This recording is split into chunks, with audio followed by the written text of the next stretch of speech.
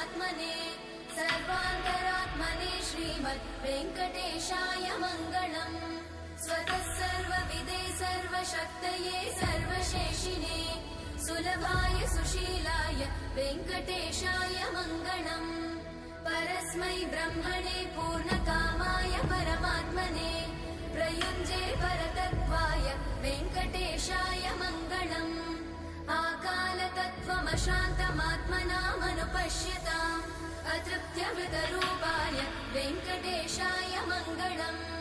प्रायस्वचरणौ पुंसां शरण्यत्वेन पाणिना कृपया दिशते श्रीमद् वेङ्कटेशाय मङ्गलम्। दयामृततरङ्गिण्यास्तरङ्गैरिव शीतलै अपाङ्गै सिञ्चते विश्वं वेङ्कटेशाय मङ्गलम्।